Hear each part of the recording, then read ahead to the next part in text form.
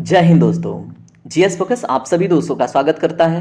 आज हम बात करेंगे उत्तर प्रदेश पुलिस का जो री एग्जाम होने वाला है उससे रिलेटेड थर्ड टेस्ट। इसके पहले हमने 2 टेस्ट कर लिया है और दोस्तों इसमें हम देखते हैं GS, GK, current affair plus आपका जो हिंदी है। ठीक है, टेस्ट हम बिल्कुल 30 मिनट के अंदर कंप्लीट करेंगे और उसके बाद क्विकली हम 1 से 2 मिनट में पूरा टेस्ट रिवाइज करेंगे। ठीक है, तो चलिए वीडियो में आगे बढ़ते हैं। और देखिए, अगर आप नए हैं तो आप हमसे जुड़िए। ठीक है, और कैसे क्वेश्चन है आज देखिए। ठीक है, तो चलिए फर्स्ट क्वेश्चन देखते हैं आज का। आपके सामने है फर्स्ट क्वेश्चन, देखिए। उत्तर पूर्वी भारत की सबसे बड़ी झील लोकटक किस राज्य में स्थित है? बहुत ही महत्वपूर्ण प्रश्न है, बताइए ऑप्शन पढ़ के इसका राइट आंसर क्या होगा। देखिए, ए है मेघालय, बी मणिपुर, सी मिजोरम, डी त्रिपुरा। तो दोस्तों इसमें जो राइट आंसर है ऑप्शन नंबर बी करेक्ट होगा, मणिपुर। ठीक है, अब लोकटक झील दोस्तों विश्व प्रसिद्ध है एक विशेष विशेषता के लिए। ठीक है, वो क्या है? लोकटक झील में एक नेशनल पार्क का नाम है केबुल लामजाओ नेशनल पार्क। ठीक है, और वह एक प्रकार का तैरता हुआ नेशनल पार्क है और उसमें एक हिरन पाई जाती है, संघाई हिरन। ठीक है, जिसके लिए वो प्रसिद्ध है। ठीक है, तो इतनी बात याद रखिएगा। अब चलिए अगला क्वेश्चन देखते हैं। क्वेश्चन नंबर दूसरा देखिए, निम्नलिखित में से कौन सा एक लैगून झील नहीं है? ठीक है, अब लैगून झील क्या होती है क्या नहीं होती है वो समझ लीजिए, फिर आप क्वेश्चन अटेंड कीजिए। जैसे मान लीजिए ये हमने डिवीजन किया, इधर क्या है? लैंड है। ठीक है, यानी कि जमीन है, और इधर क्या है? सी है, यानी कि समुद्र है। ठीक है, अब यहाँ पे क्या है? एक छोटा सा हम क्या करते हैं? कट लगा देते हैं। ठीक है, यहाँ पे कट लगा दिया और उसके बाद दोस्तों क्या है? यहाँ पे देखिए, इस साइड में अगर पानी इकट्ठा हो रहा है, मैं कलर चेंज करके आपको एक्सप्लेन करता हूँ। ठीक है, यहाँ पे जैसे मान लीजिए कट के थ्रू अगर यहाँ पे पानी आके इकट्ठा होता है तो यहाँ पे जो झील बनता है दोस्तों उसको बोलते हैं लैगून। ठीक है, अब इस क्वेश्चन का जवाब दीजिए। इसमें देखिए राइट आंसर आपका होगा ऑप्शन नंबर सी, यानी कि पेरियार झील एक प्रकार का क्या है? लैंडलॉक्ड झील है, ये लैगून नहीं है। ठीक है, बाकी जो अष्टमुदी झील है आपको केरल में देखने को मिलेगी, चिल्का झील आपको उड़ीसा में, पुलिकट झील आपको आंध्र प्रदेश और तमिलनाडु की बाउंड्री पे देखने को मिलेगी। ठीक है, ये तीनों झीलें क्या हैं? लैगून है, लेकिन पेरियार झील लैगून झील नहीं है। ठीक है, चलिए प्रश्न नंबर तीसरा देखिए ध्यान से। निम्न में से कौन सही सुमेलित है? अब इसमें झील की अवस्थिति के हिसाब से बताना है। ठीक है, तो देखिए, ए है लुनार, कहाँ पे है? बी नक्की, ये गुजरात में है या नहीं? सी है कुलेरू, आंध्र प्रदेश में। डी है पुलिकट, केरल में। ठीक है, तो इसके पहले हमने जो क्वेश्चन देखा, अब उसके आधार पे आपका तो ये क्वेश्चन हो जाना चाहिए, है ना। देखिए, इसमें जो राइट आंसर है वो है ऑप्शन नंबर सी, कोलेरू झील आंध्र प्रदेश में है, ये तो सही जवाब है। लेकिन लुलार झील मध्य प्रदेश में नहीं है, कहाँ पे दोस्तों? महाराष्ट्र में। ठीक है, उसके बाद नक्की झील गुजरात में नहीं है, कहाँ पे है? नक्की झील आपको देखने को मिलता है राजस्थान में। पुलिकट झील केरल में नहीं है, कहाँ पे? अभी थोड़ी देर पहले बताया, आंध्र प्रदेश और तमिलनाडु की बाउंड्री पे है, तो याद रखेंगे। चलिए अगला क्वेश्चन देखिए, क्वेश्चन नंबर 4। चलिए अभी हम देखेंगे राजनीति शास्त्र यानी पॉलिटी और संविधान से रिलेटेड कुछ क्वेश्चन। तो देखिए आपका क्वेश्चन नंबर 4, संविधान के किस अनुच्छेद में यह अंकित है कि इंडिया अर्थात भारत राज्यों का एक संघ होगा? ठीक है, तो जल्दी से बताइए कमेंट सेक्शन में इसका राइट आंसर क्या होगा। दोस्तों इसमें राइट आंसर है ऑप्शन नंबर ए, अनुच्छेद 1 में इस बात की चर्चा है। और यह क्वेश्चन बहुत ही महत्वपूर्ण है क्योंकि अभी 3-4 महीने पहले बहुत ही ये बात चर्चा में थी कि इंडिया दैट इज भारत नहीं होना चाहिए, भारत दैट इज इंडिया होना चाहिए। ठीक है, इस बात पे बहुत बड़ी कंट्रोवर्सी चल रही थी, तो ये आप याद रखेंगे। चलिए क्वेश्चन नंबर 5 देखिए क्या है, भारतीय संविधान के किन अनुच्छेदों में नागरिकता संबंधित प्रावधान है? तो ये भी क्वेश्चन बहुत महत्वपूर्ण है क्योंकि आप सीए देख रहे हैं आजकल चर्चा में है ना, सिटीजनशिप अमेंडमेंट एक्ट जो आप देख रहे हैं। ठीक है, ये चर्चा का विषय बना हुआ, तो ये प्रश्न उसी लिए महत्वपूर्ण हो जाता है। ठीक है, तो इसमें देखिए ऑप्शन नंबर बी करेक्ट होगा, अनुच्छेद 5 से 11 के बीच में नागरिकता के संबंधित प्रावधान दिए गए हैं। चलिए प्रश्न नंबर 6 देखिए, नौकरियों तथा शैक्षणिक संस्थाओं में समाज के कमजोर वर्गों के लिए आरक्षण उपलब्ध कराने के लिए केंद्र सरकार को संविधान का कौन सा अनुच्छेद अधिकार प्रदान करता है? बताइए, बहुत ही महत्वपूर्ण प्रश्न है। रिजर्वेशन हमेशा मुद्दा बना रहता है, तो ये प्रश्न भी हमेशा महत्वपूर्ण बना रहता है। तो इसमें राइट आंसर है दोस्तों ऑप्शन नंबर बी, अनुच्छेद 16। ठीक है, चलिए प्रश्न नंबर 7 देखिए, भारतीय संविधान का कौन सा अनुच्छेद राष्ट्रपति के पद के लिए पुनः निर्वाचन की योग्यताएं निर्धारित करता है? बहुत ही महत्वपूर्ण प्रश्न है, प्रेसिडेंट टॉपिक हर एक एग्जाम में महत्वपूर्ण होता है। ठीक है, तो इन चारों ऑप्शन में से बताइए कौन सा करेक्ट होगा। देखिए इसमें राइट आंसर है ऑप्शन नंबर डी, अनुच्छेद 57। अब देखिए आपके पास अनुच्छेद 52, 54, 55 है, इनके बारे में थोड़ा थोड़ा जान लेते हैं। ठीक है, तो भारतीय संविधान में ये वर्णित है कि भारत में एक राष्ट्रपति होगा। इस बात की चर्चा या डिफिनीशन अनुच्छेद 52 में देखने को मिलता है। ठीक है, उसके बाद अनुच्छेद 54 क्या है दोस्तों? अनुच्छेद 54 में जैसे मान लीजिए राष्ट्रपति के चुनाव के लिए जो निर्वाचक मंडली तैयार होती है, उसके बारे में वर्णन जो है वो अनुच्छेद 54 में देखने को मिलता है। अब अनुच्छेद 55 क्या है? अनुच्छेद 55 में दोस्तों जो चुनाव की प्रक्रिया है राष्ट्रपति की, वो दिया गया है। ठीक है, तो इतना याद रखिएगा। अब देखिए बीच में अनुच्छेद 53 छूट रहा है, उसको भी याद रखिएगा। अनुच्छेद 53 में यह बात वर्णित है कि जो संघ की जो कार्यपालिका की सारी शक्तियां होती है वो राष्ट्रपति में निहित होती हैं। ठीक है, तो याद रखिएगा। चलिए प्रश्न नंबर 8 देखिए। प्रश्न नंबर 8 ध्यान से सुनिए। भारतीय संविधान के अनुच्छेद 25 का संबंध है, ये धर्म, ये सारी बातें बहुत न्यूज़ में रहती हैं ना, और मैंने आप लोगों से डिस्कस किया था केरला का एक बहुत फेमस मंदिर है। ठीक है, उसमें गॉड अयप्पा की पूजा की जाती है। तो आप कमेंट सेक्शन में बताइए वो कौन सा मंदिर था। ठीक है, और उससे रिलेटेड अनुच्छेद 25 का क्या संबंध है। ठीक है, तो इसमें तो अभी आपको पता चल गया धर्म की स्वतंत्रता से संबंधित है ना, ऑप्शन नंबर सी इसका राइट होगा। तो आपसे जो क्वेश्चन मैंने पूछा वो बताइए। ठीक है, कि जो केरल का बहुत फेमस मंदिर है, 2018 में बहुत न्यूज़ में था। ठीक है, और अनुच्छेद 14 और अनुच्छेद 25 के बीच में कंट्रोवर्सी हुआ था। ठीक है, तो आप बताइए कौन सा मंदिर था। प्रश्न नंबर 9 देखिए। भारत के उपराष्ट्रपति की स्थिति की तुलना किस देश के उपराष्ट्रपति से की जा सकती है? तो दोस्तों इसमें आपको मैं हिंट देता हूं। आप लोगों ने पढ़ा होगा कि भारत के संविधान में राष्ट्रपति और उपराष्ट्रपति का पोस्ट किस देश के संविधान से लिया गया है ना, तो बस वही देश है। ऑप्शन नंबर ए करेक्ट है, संयुक्त राज्य अमेरिका। चलिए अब बात करेंगे हम प्रश्न नंबर 10 पे। उपराष्ट्रपति के संबंध में निम्न में से कौन सा कथन सही है? ठीक है, अब पढ़िए इस क्वेश्चन को आप ध्यान से।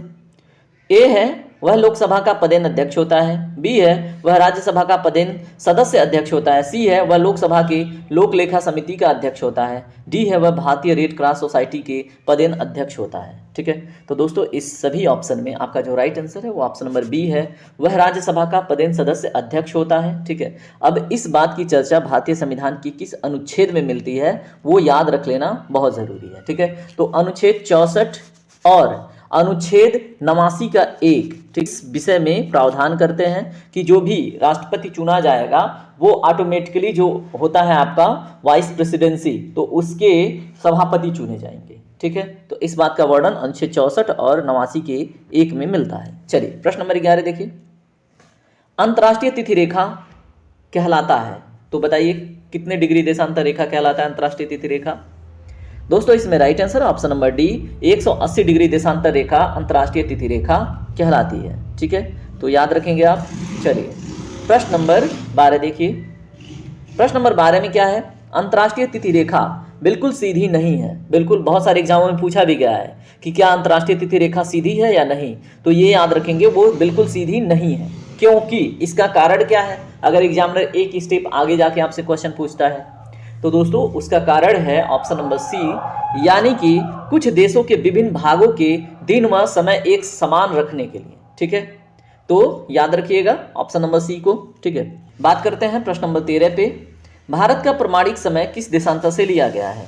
ठीक है, जिसको हम IST भी बोलते हैं, इंडियन स्टैंडर्ड टाइम लाइन, यानी कि भारत की मानक समय रेखा। ठीक है, तो बताइए कितने डिग्री देशांतर से लिया गया है? मैंने पढ़ा रखा है आप लोगों को। इसमें दोस्तों राइट आंसर है ऑप्शन नंबर सी, 82.5 डिग्री पूर्व। ठीक है, तो याद रखेंगे आप। आपसे यहाँ पे प्रश्न एक्स्ट्रा बनता है कि भारत की जो मानक समय रेखा है वो कितने राज्यों से होकर गुजरती है? तो दोस्तों 5 राज्यों से होकर गुजरती है। कौन कौन से राज्य हैं?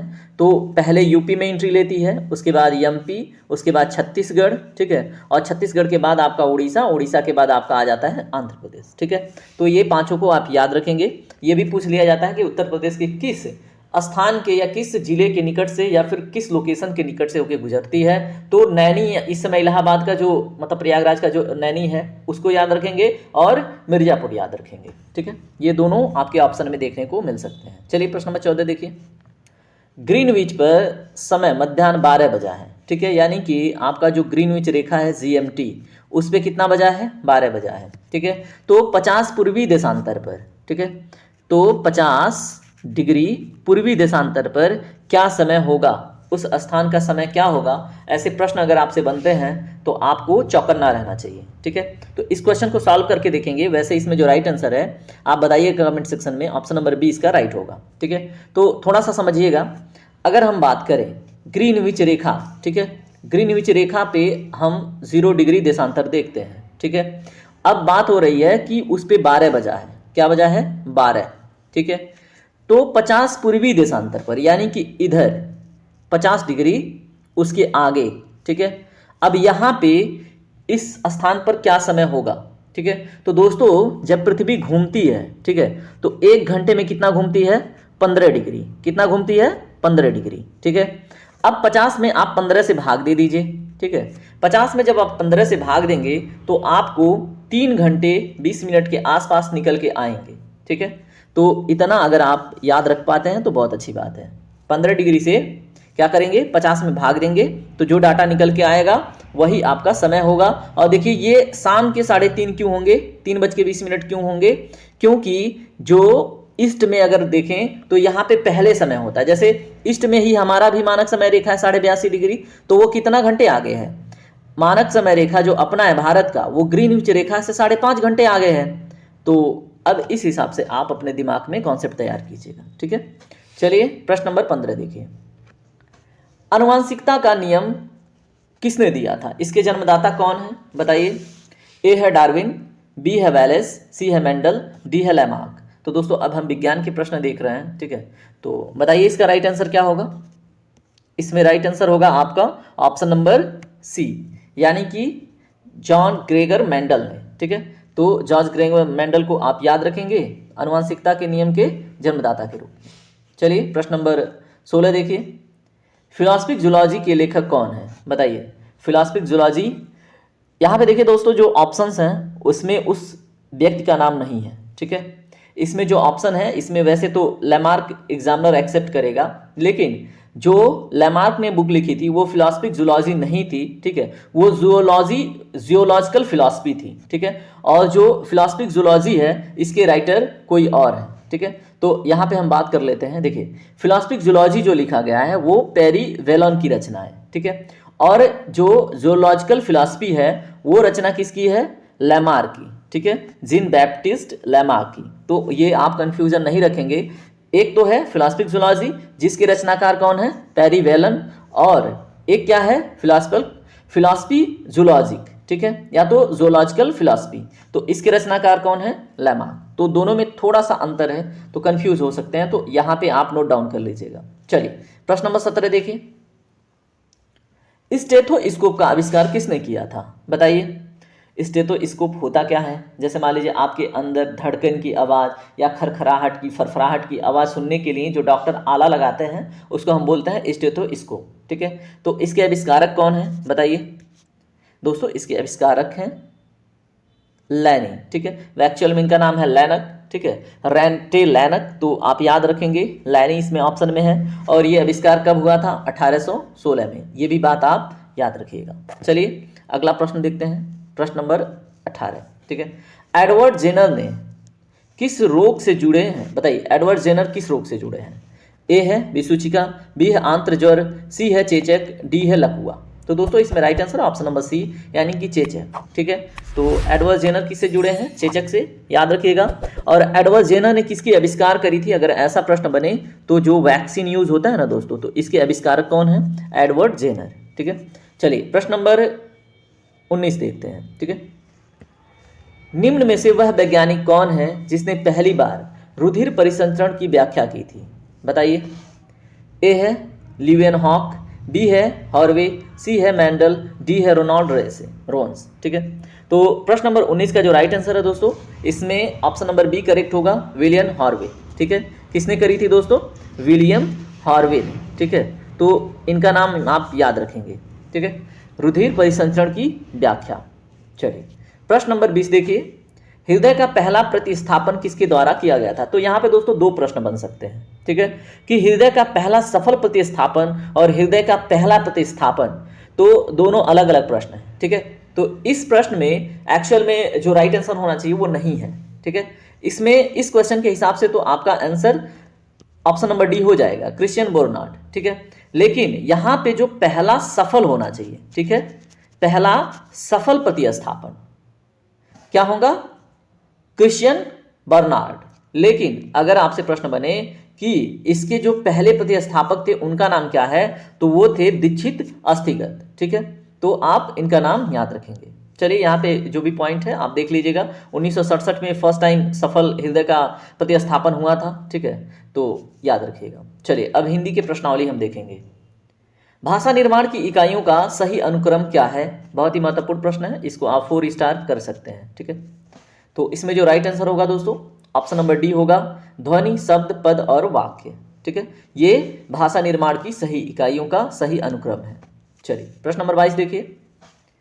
प्रयत्न के आधार पर लौ किस प्रकार की ध्वनि है?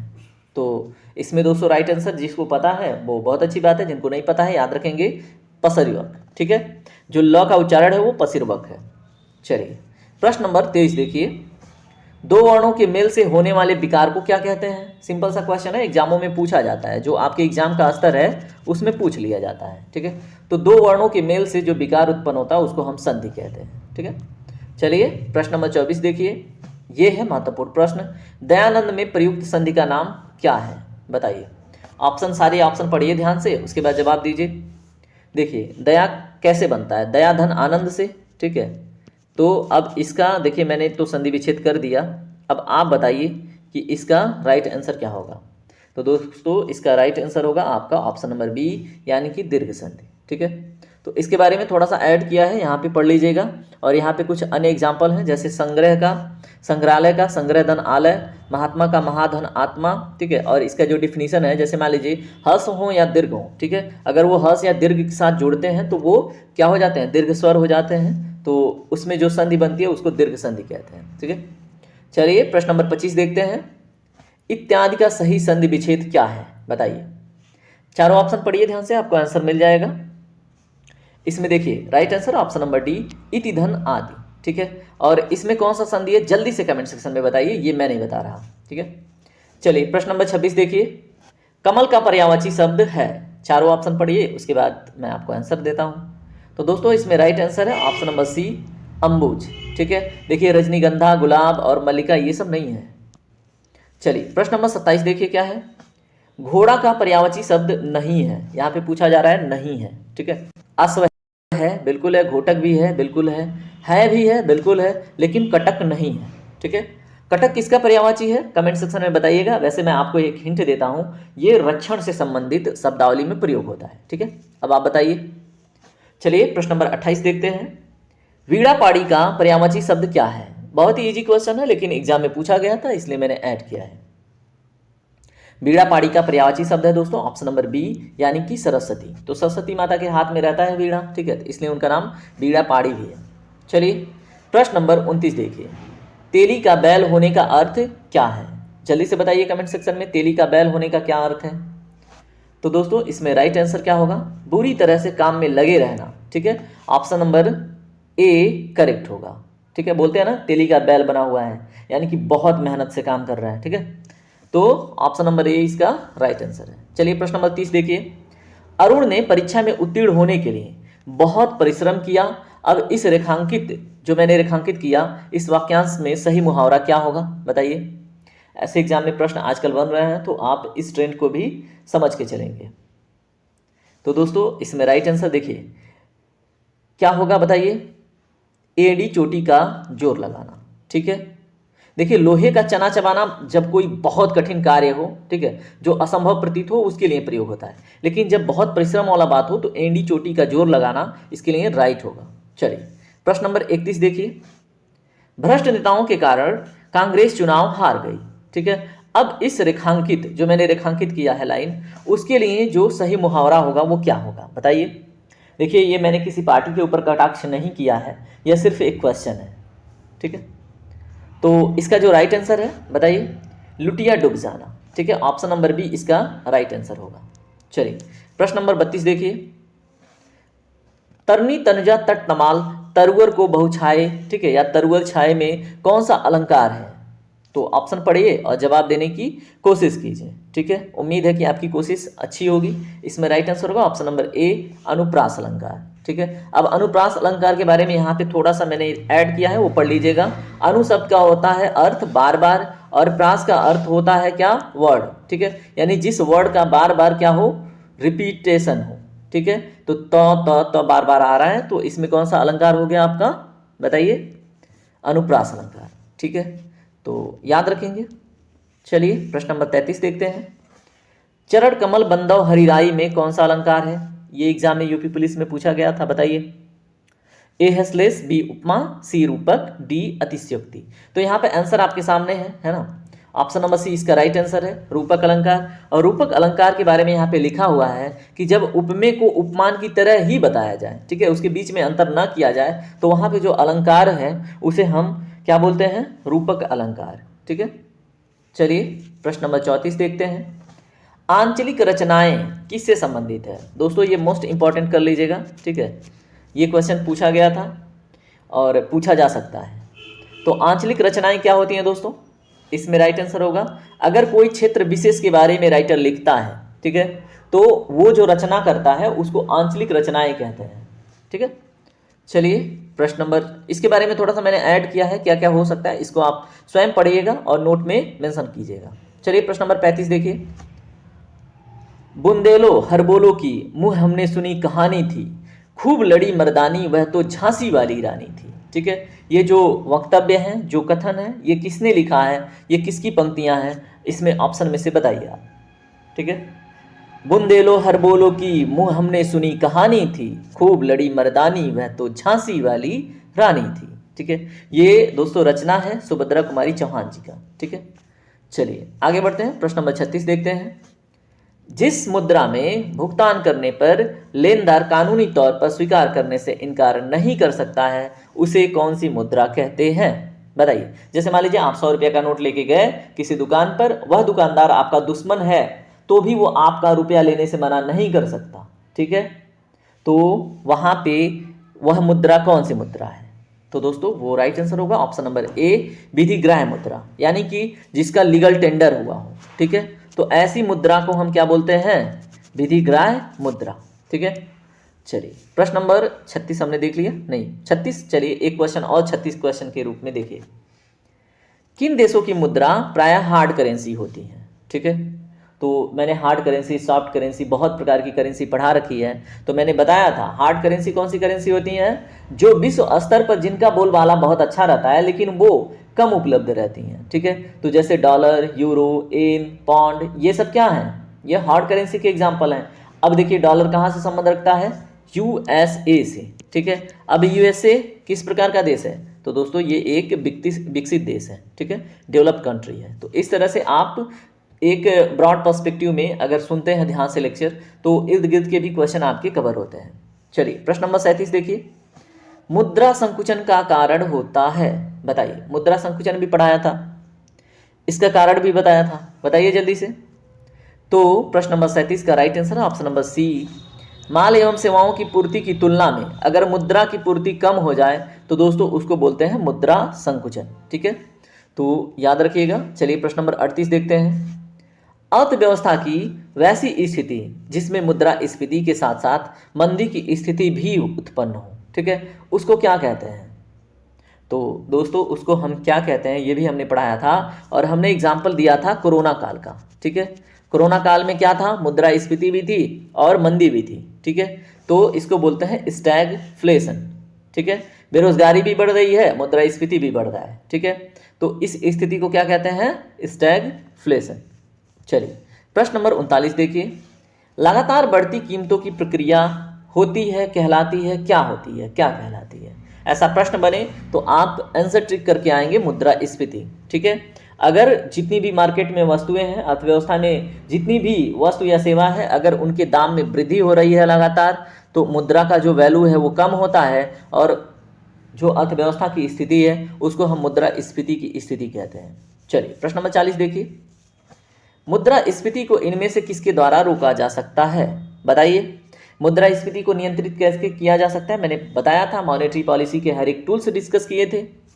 तो इसमें देखिए बचत का बजट, बिल्कुल, उसके बाद प्रत्यक्ष कराधान में वृद्धि, ये भी सही बात है। सरकार के व्यय में कटौती, ये भी सही बात है। तो इसमें all of the above correct होगा। जो नए विद्यार्थी हैं एक बार समझेंगे, जैसे मान लीजिए मुद्रास्फीति कब होती है? जब मार्केट में या अर्थव्यवस्था में पैसा ही पैसा हो जाता है, ठीक है, और जब किसी चीज़ की वैल्यू घटनी होती है तो उसकी मात्रा बढ़ जाती है, ठीक है। जैसे मान लो आप रिश्तेदारी में कहीं जाते हो, बार बार जाना स्टार्ट कर देते हो तो आपकी वैल्यू कम हो जाती है, ठीक है। वैसे ही अर्थव्यवस्था में जब सभी के पास पैसा ही पैसा हो जाता है तो पैसे की वैल्यू कम हो जाती है, ठीक है।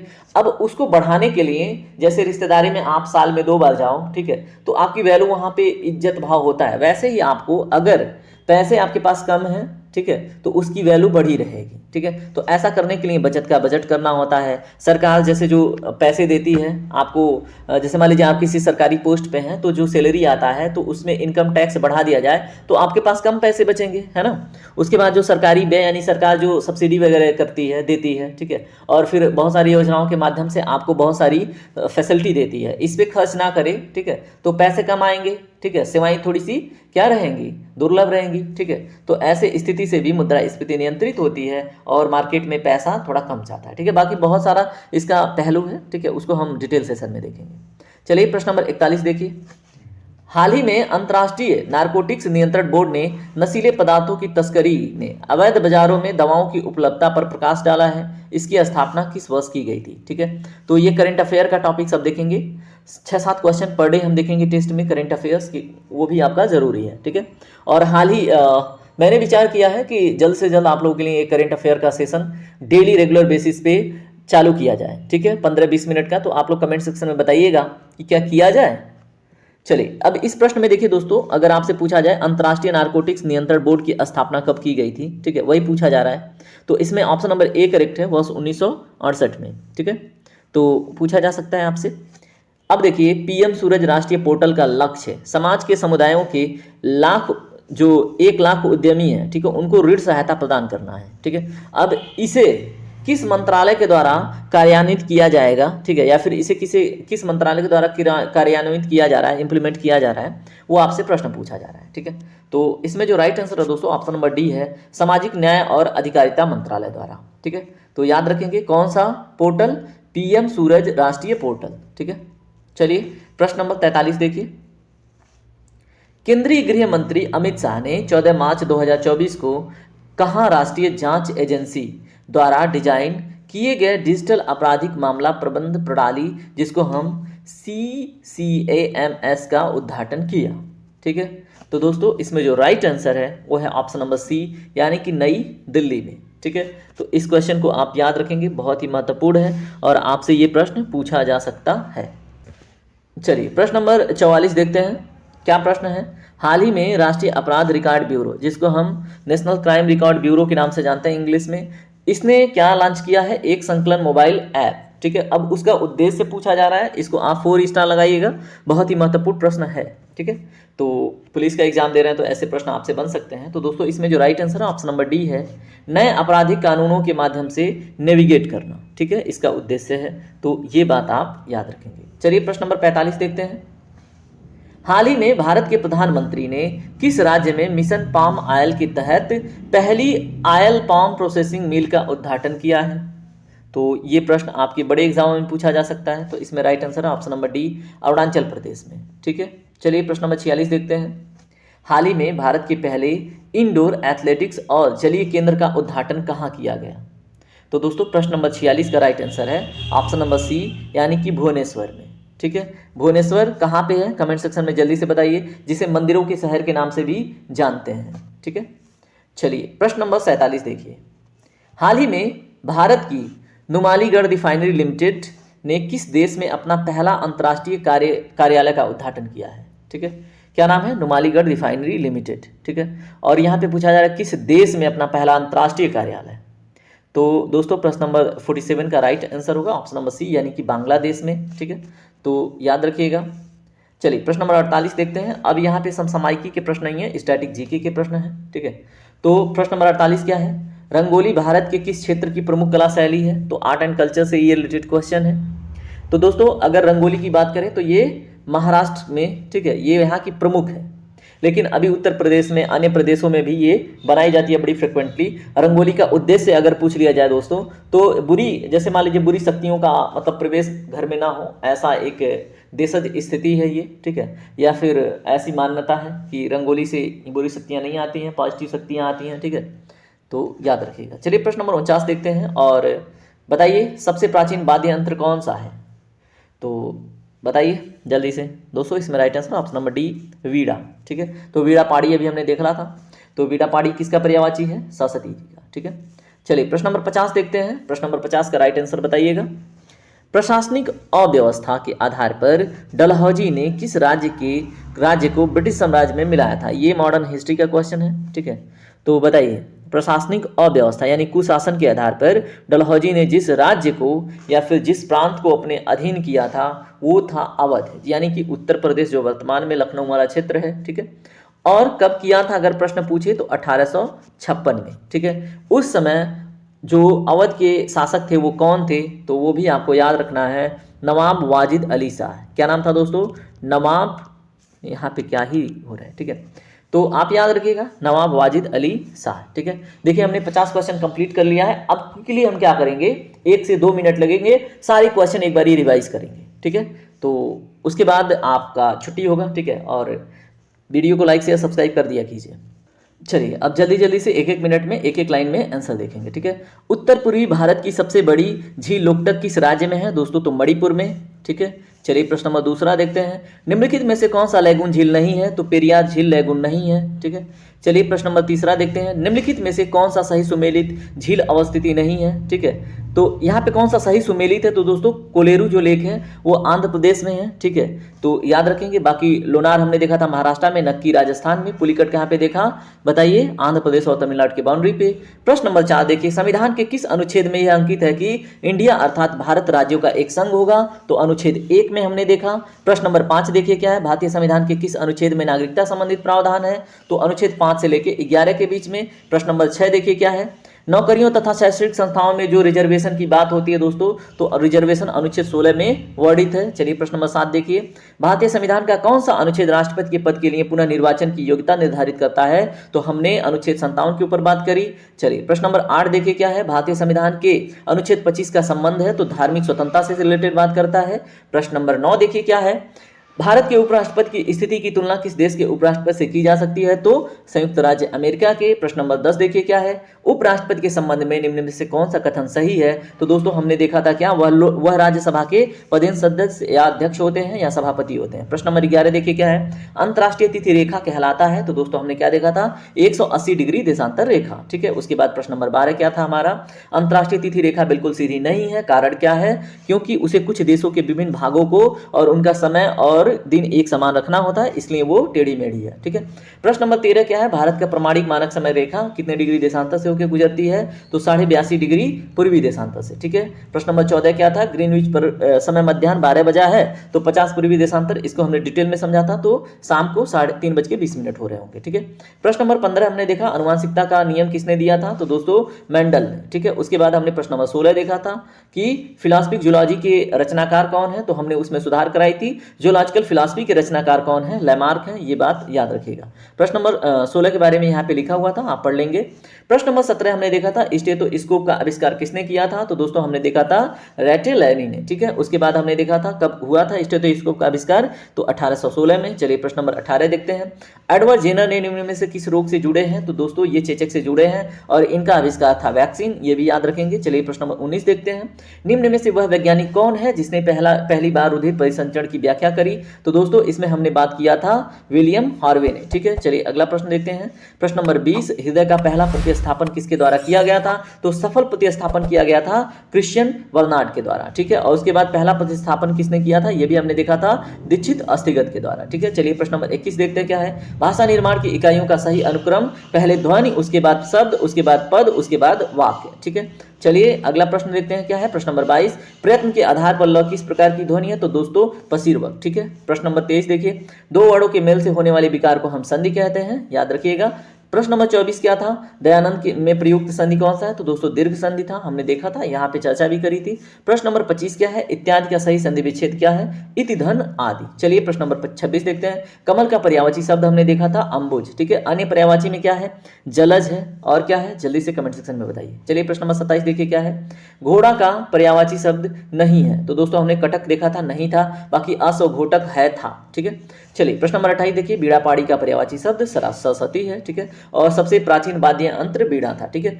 तेली का बैल होने का अर्थ हमने देखा था कि बुरी तरह से काम में लगे रहना। चलिए प्रश्न नंबर 30 देखते हैं। अरुण ने परीक्षा में उत्तीर्ण होने के लिए बहुत परिश्रम किया, इसमें कौन सा है, बताइए कौन सा इसमें क्या है, मुहावरा है, तो दोस्तों एड़ी चोटी का जोर लगाना। चलिए प्रश्न नंबर 31 देखिए, भ्रष्ट नेताओं के कारण कांग्रेस चुनाव हार गई, इस पंक्ति में कौन सा मुहावरा है, तो लुटिया डुबा जाना, ठीक है। प्रश्न नंबर 32 क्या था, तंजी तंडा तक तमाल में तरनी तनजा तक तमाल तरुआ छाए में कौन सा अलंकार है, तो दोस्तों हमने बात करी थी अनुप्रास अलंकार, और इसके बारे में चर्चा किया था। चरण कमल बंदव हरिराई में कौन सा अलंकार है, तो दोस्तों हमने बात करा था रूपक अलंकार, और उसकी डिफिनीशन भी देखी थी।